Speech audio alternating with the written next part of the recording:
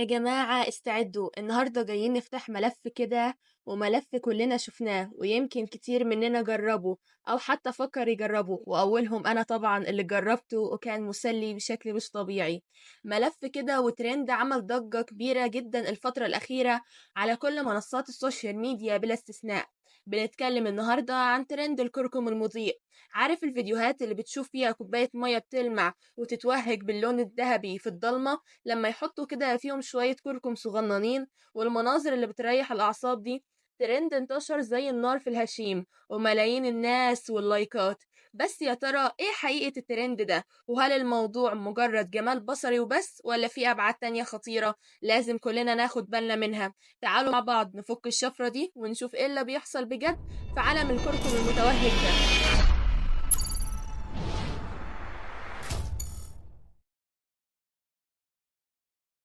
السلام عليكم ورحمة الله وبركاته، يا أهلا وسهلا بيكم، بتمنى كلكم تكونوا في أحسن حال. بصراحة بقى لما بنفتح السوشيال ميديا اليومين دول بنلاقي نفسنا في عالم تاني خالص، عالم مليان ترندات، حاجات كده بتطلع فجأة تنتشر بشكل جنوني وكل الناس تجري وراها وتعمل زيها، سواء كانت فاهمة أبعادها أو لأ. وترند الكركم المضيء ده كان واحد من أقوى الترندات اللي ظهرت مؤخرا، وحرفيا قلب الدنيا. الفيديو بتاعه بيبدأ بسيط جدا في شكله، لكن تأثيره البصري قوي ومدهش. بتجيب كوباية مية أو أي إناء زجاجي شفاف، تمليها مية نظيفة وبعدين بتضلم الأوضة كاملة، أو بتستخدم إضاءة زي إضاءة كشاف الموبايل وتوجه الضوء أو أي مصدر ضوء قوي ومركز على الكوباية دي. المفاجأة بقى بتيجي بقى لما تحط رشة صغيرة خالص من بودرة الكركم اللي بنستخدمها على الأكل كل يوم، والكبسة بقى هتلاقي المية بتتحول للون الذهبي الفاتح وكلها بتلمع وتتوهج بطريقة سحرية كده، كأن السائل اللي في الكوباية ده بيطلع نور من جواه، زي السوائل السحرية اللي بنشوفها في الأفلام أو الخداع البصري. كتير من اللي جربوه ومن ضمنهم أنا على فكرة وصفوا المنظر ده إنه فعلا بصراحة منظر مريح للأعصاب، وبيدي إحساس كده بالهدوء والجمال، وهو فعلا جمال بصري لوحده كده ويشد الانتباه ويخليك عايز تجربه بنفسك أو تشوفه أكتر من مرة. طيب، علشان نفهم إيه سر التوهج ده وإيه الموضوع العلمي، هو سحر ده ولا كيمياء معقدة؟ لأ، ده ليه تفسير فيزيائي بسيط واضح جدا. الكركم اللي بنستخدمه في بيوتنا كبهار وبنطبخ بيه أكلات كتيرة زي الرز والمحاشي والكبسة، وبيتقدم كمان كلون وطعم مميز، جواه مادة طبيعية وفعالة اسمها كركمين. المادة دي عندها خاصية فيزيائية فريدة ومثيرة للاهتمام اسمها الفلورا. يعني ايه فلورا؟ بكل بساطة وبشكل مبسط جدا، لما مادة الكركمين دي ضوء معين بطول موجي محدد زي الضوء الأزرق أو البنفسجي اللي بيطلع من كشاف الموبايل أو من بعض أنواع الإضاءة العادية، هي بتقوم بإعادة إشعاع أو إصدار الضوء اللي امتصته ده تاني، بس بتكون حولته لطول موجي مختلف وأقل في الطاقة، وده اللي بيخلي العين البشرية تشوفه كلون مختلف أو متوهج لامع بيظهر باللون الذهبي اللي كلنا بننبهر بيه. هو ده بالظبط اللي بيحصل في كوباية المية بالكركم.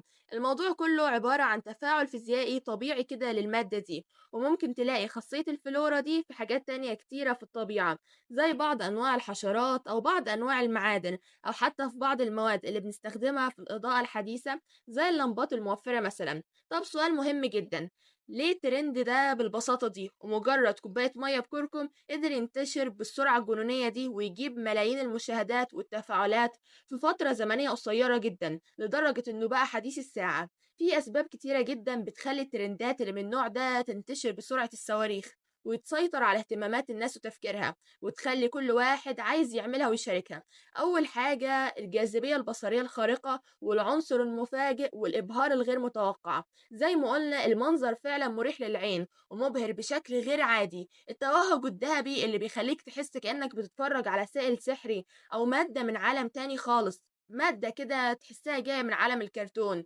فكرة حاجة بسيطة ورخيصة زي الكركم ممكن تعمل جمال بالشكل ده. العين البشرية بتحب تشوف أي حاجة حلوة وأي حاجة مختلفة ومفاجأة كمان، ودي بتخطف الانتباه وفي ثواني قليلة جدا، وبتخليك عايز تشوفها مرة واتنين وتلاتة وتشاركها كمان مع كل اللي تعرفهم.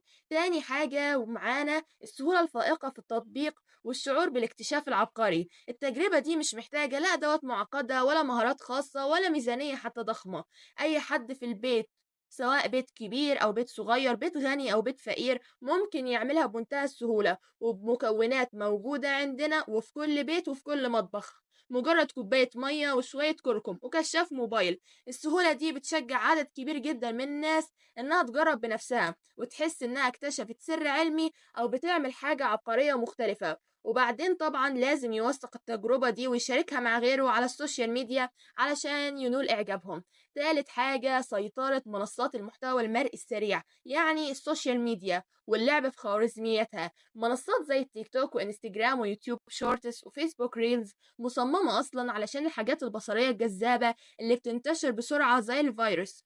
فيديوهات قصيرة ومكثفة وصور مبهرة بتخطف العين من أول ثانية، بتخليك تتفرج عليها وتشاركها وتلاقي نفسك عايز تعمل زيها وتكون جزء من الموجة الرائجة دي. كل صناع المحتوى وكل واحد بيعمل فيديو بتاعه وبيشاركه، وده بيخلي الترند يتكاثر بسرعة غير طبيعية ومحدش يتخيلها. بتلاقي نفسك جزء من الموجة الترند دي حتى لو ما كنتش قاصد في البداية. الخوارزميات نفسها بتدعم المحتوى اللي بيجيب تفاعل عالي، وده اللي بيخلي الترند ده يظهر لملايين الناس التانية. رابع حاجة البحث عن الهدوء والراحة النفسية والترفيه البسيط في زمن الضغط ده. الناس بتعيش عصر مليان ضغوط نفسية وقلق وتوتر وكمان ملل من الروتين اليومي الممل. أي حاجة فيها لمسة من الهدوء أو الجمال هي اللي بتلفت الانتباه. بعيد عن ضغوط الحياة اليومية بتلاقي ليها رواج كبير جدا. المنظر الهادي والمضيء ده بيوفر نوع من الراحة البصرية كده وبيخلي الناس تحس إنها بتعمل حاجة مسلية ومريحة في نفس الوقت، زي نوع كده من العلاج البصري المؤقت أو الهروب البسيط من الواقع الصعب. خامس حاجة المنافسة الخفية بين صناع المحتوى ورغبة الشهرة الفورية. كل صانع محتوى وخصوصا الشباب اللي بيحاولوا يبنوا قاعدة جماهيرية كبيرة ويحققوا شهرة سريعة، عايز يعمل أي حاجة تجيب تفاعل عالي وتتشهر في وقت قليل وبإمكانيات بسيطة. فلما يشوف ترند منتشر وعليه إقبال ضخم بيحاول يعمله بطريقته الخاصة أو يضيف عليه لمسة إبداعية جديدة أو حتى مجرد إنه يعمله بنفس الطريقة علشان يجذب انتباه أكتر ويجيب مشاهدات أكتر ومتابعين كتير. المنافسة دي بتزود من انتشار الترند أكتر وأكتر وبتخليه يوصل لقطاعات أوسع من الجمهور في فترة زمنية قليلة جدا، وده بيحول الترند لظاهرة علمية. لحد هنا ممكن نقول إن الموضوع كله مجرد ترند عادي ومسلي ومفيش أي مشكلة منه. بس افتكر وممكن تكون كمان في جانب تعليمي بسيط بيعرفنا على خاصية فيزيائية. ولكن اللي حصل بقى ان الترند ده خد ابعاد تانية خالص وبدأ يدخل في منطقة الخط الاحمر اللي ما ينفعش نعديها احنا كافراد او مجتمع، خصوصا عندنا هنا في مصر وبالذات في محافظات بتعاني من تحديات كبيرة وحقيقية في ملف المية زي الاقصر او قنا او اسوان. الجهات الرسمية في بعض المحافظات دي ومنها محافظات الأقصر اللي بتعتمد بشكل كبير على مية النيل وبتعاني من نقص شديد جدا في المية، طلعت بيانات رسمية وتحذيرات شديدة جدا من الترند ده. طب ليه ده كله؟ ده شوية مية ومعلقة كركم مش هيأثروا ولا حاجة. وإيه السر ورا التحذيرات الرسمية دي؟ التحذيرات دي جت أساسا بسبب إهدار المية النقية الصالحة للشرب بكميات كبيرة جدا وبشكل غير مبرر أو منطقي. الفكرة بقى اللي بيعمل التجربة دي بيستخدم كوباية أو طبق مية، ممكن تكون كوباية مية واحدة أو طبق مية واحد في كل مرة، وده بيبان قليل. لكن لما تضرب عدد الفيديوهات اللي بتتعمل كل ثانية في ملايين المشاهدات حول العالم اللي بيحاولوا يطبقوا الترند ده في بيوتهم علشان يجربوا الإبهار ده بنفسهم، بنكتشف إن في كميات مية مهولة جدا بتتقدر بملايين اللترات يوميا بتتهدر على الفاضي لمجرد تجربة بصرية بسيطة مش بتخدم أي هدف حقيقي أو أي هدف استراتيجي غير الترفيه بس اللحظي. المشكلة مش في كوباية المية الواحدة اللي بترميها أنت وجارك وجارتك، المشكلة في تكرار الملايين للكوباية دي على تكرار وعلى مدى اليوم والساعة.